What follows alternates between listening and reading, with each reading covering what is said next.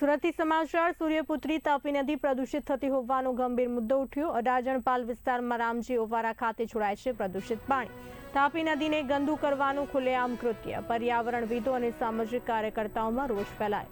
પાલિકા કમિશનરને ઈમેલથી રજૂઆત કરાઈ છે, છતાં એસએમસી કમિશનર હજુ મૌન છે। વિજિલન્સ વિભાગમાં પણ ફરિયાદ છતાં કોઈ કાર્યવાહી નહીં થઈ।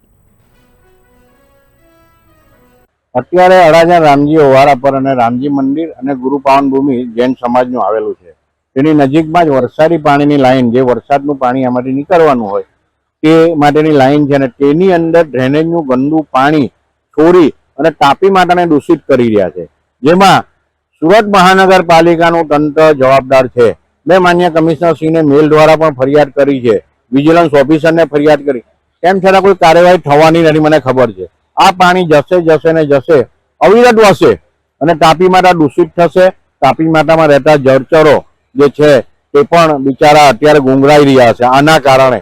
અને આ પાણી જ્યારે તાપી માતાનું પાણી આખું સુરતનું તંત્ર પી રહ્યું હોય, સુરતની પ્રજા પી રહી હોય, તેમ છતાં આ પાણી ગંદુ કેમ બંધ કરતા નથી જવાબદાર અધિકારીઓ, એ એક વિષય છે, ચર્ચાનો વિષય છે, અને એના માટે જવાબદાર અધિકારીઓ પર પગલાં લેવા જોઈએ। આ વરસાદી નિકાલનું પાણી અને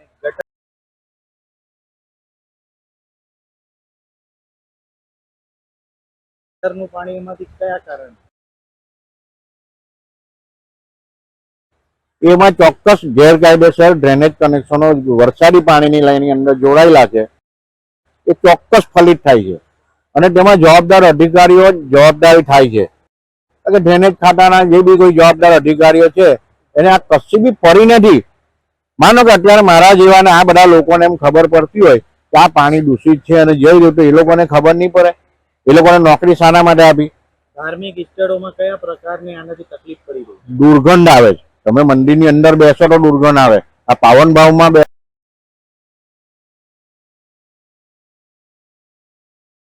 તો દુર્ગંધ આવે। એટલે જે આવનારી ધાર્મિક પ્રજા જે છે ધર્મના લીધે એ બિચારી બી હેરાન છે, પણ પ્રજા કેવું છે, ટ્રસ્ટ છે ને તંત્ર મસ્ત છે।